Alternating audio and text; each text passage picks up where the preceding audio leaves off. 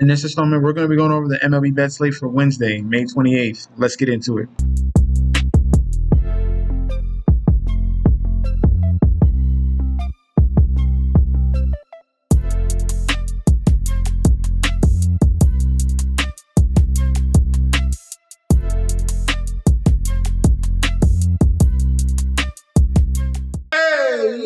Welcome back to the channel. It's your boy Chef D, and I'm here to bring you the winning ingredients for our May 28th MLB slate we got going on. But before we deep dive into that, don't forget to like, comment, and subscribe to the channel. Make sure you follow me on Instagram and Twitter at MetsNetChefD. Don't forget about that TikTok at Chef_D91, and don't forget about that Patreon. Right now, we're at the homepage of the YouTube channel, currently at 10.1 thousand subscribers. This is the road to 20K, and we're well on our way because you guys are showing up each and every single day. If you already subscribed, continue to like and comment. That helps the YouTube algorithm so we can grow to a much broader audience. All right, now for yesterday's plays, right now it is still too early on some of these games. We got the Mets -1.5. We got the Astros on the money line. Right now, we're waiting on the Red Sox, who are got 2 men on and looking to score. The D-backs, we have them on the money line or -1.5, and it's still too early. It's only the bottom third, but they are up by 1. And then the Royals, the only one that definitely lost is the Royals. So right now, we're hopefully looking at a 4-1. We're waiting on the D-backs, and we're waiting on the Red Sox. So right now, we're 2-1, and we're waiting for 2 more.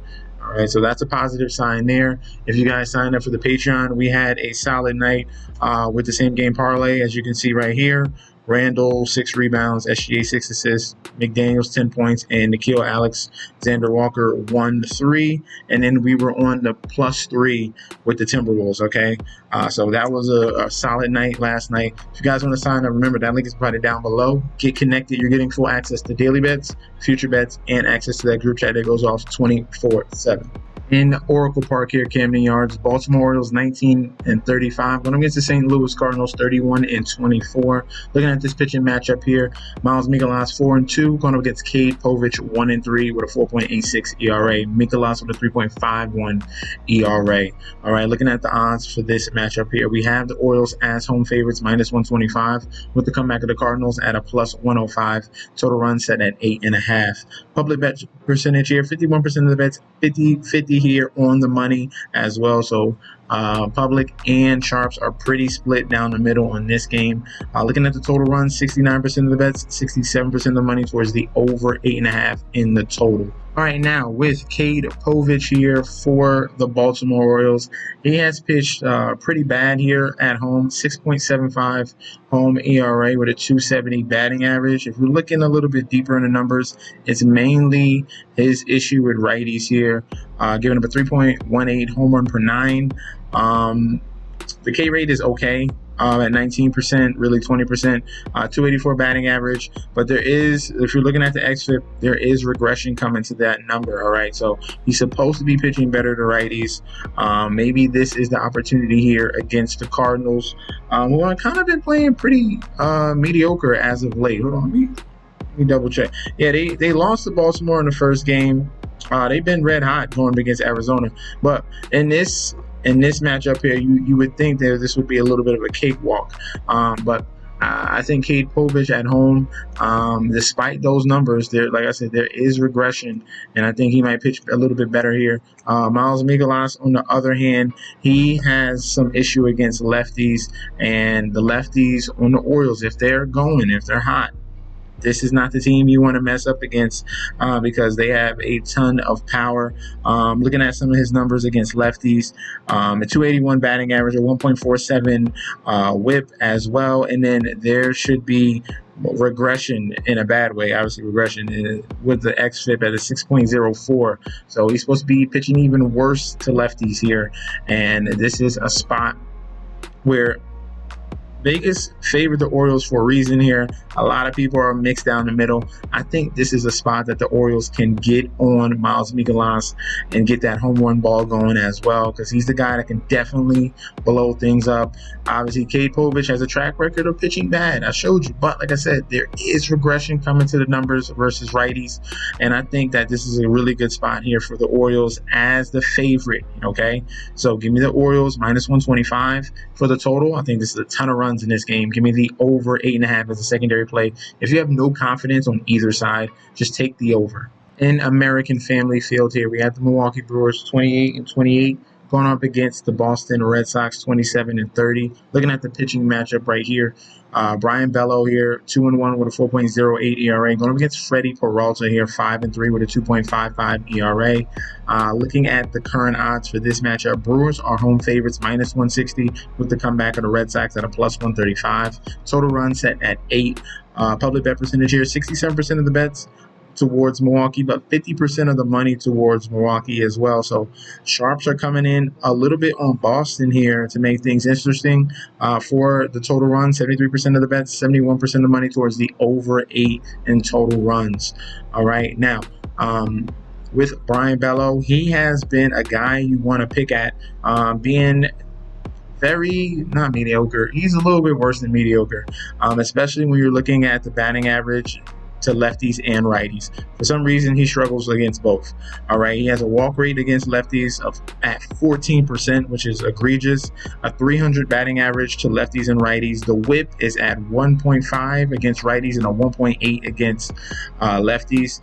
This is not a good matchup here for Brian Bello. And then you got the ace of Freddie Peralta. He's been absolutely outstanding at home with a under 1 ERA at 0.75.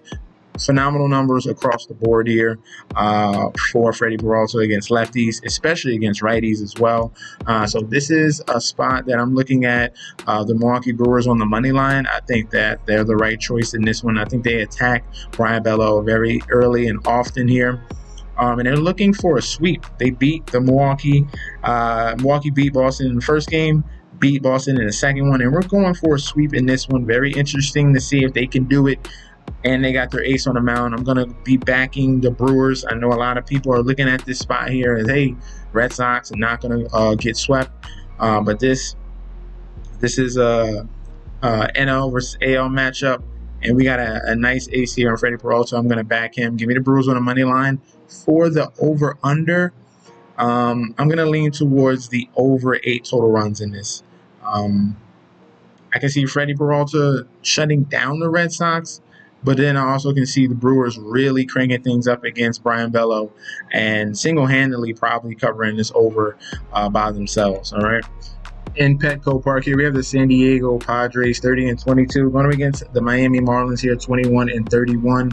Looking at the pitching matchup here, Sandy Alcantara 2-7 with an 8.04 ERA. Going up against Kyle Hart here 2-2 with a 6 ERA. Current odds for this matchup in this one here, we have the Padres on the money line minus 170 at home with the comeback of the Marlins at a plus 140. Total runs at 8.5. Public bet percentage here, 90% of the bets, 96% of the money towards the Padres. And for the total runs, we have 59% of the bets, 63% of the money towards the over 8.5 in the total. Looking at this pitching matchup here, I'm going to start off with Kyle Hart, who is pretty much a rookie here.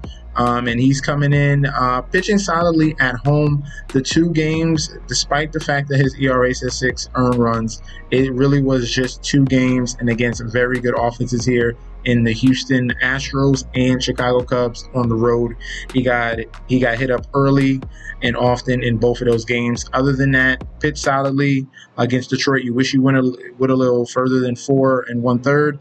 He pitched very good against Colorado, and then he pitched very good he pitched solidly against the Cleveland Guardians as well, all right? So he's slowly trying to stretch out to 80 pitches. It depends if he can get these walks under control in some of these games, but I think he has enough here to go up against this Miami Marlins lineup who do strike out a lot, but they also swing for power, okay? So we definitely got to watch out for that. This could be an opportunity where they could get hot as well. But I know for dang sure that Sandy Alcantara is right now at this current moment for this season. He's an absolute gas can, a 12.64 ERA on the road, and he's getting blasted by lefties and righties. A home run per nine against lefties at a 2.84. Home run per nine against righties at 1.93. He's giving up a batting average of 300 to both lefties and righties. The whip to lefties at 2.84. And the xFIP backs it up, especially against lefties as well. So, if anything, the best number in this game is probably the over 8.5 runs. So, my top play is going to be the over 8.5 runs. The secondary play will be Padres on the money line in this one. Okay, so over 8.5 top play. Secondary will be Padres money line. In Wrigley Field here, we have the Chicago Cubs 34-21 going against the Colorado Rockies 9-46.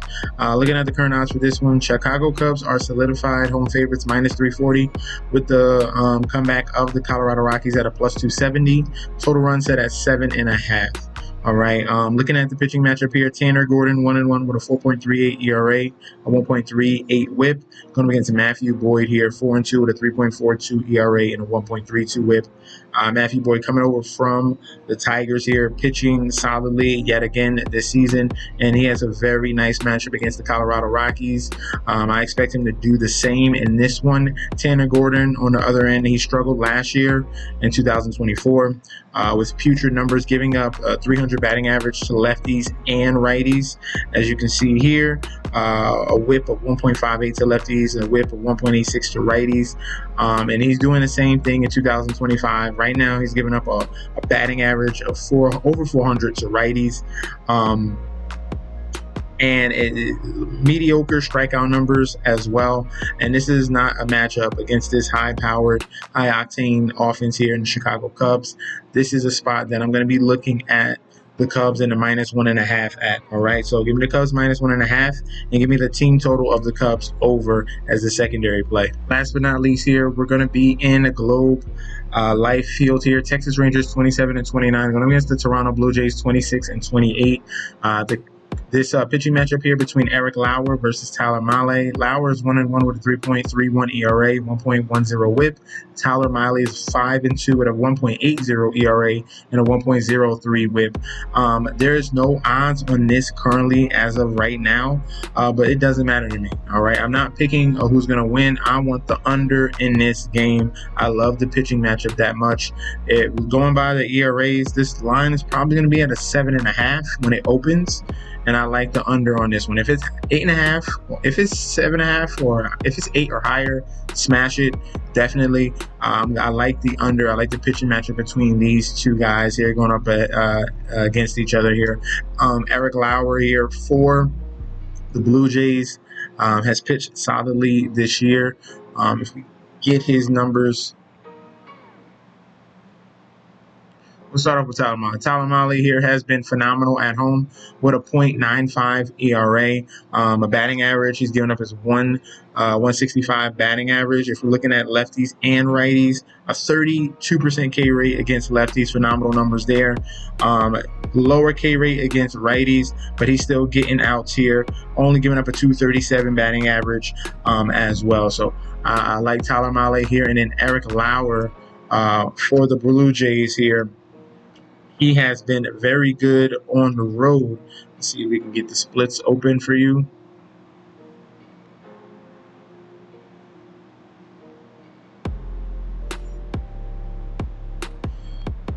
All right, so Eric Lauer here, 2.89 ERA on the road.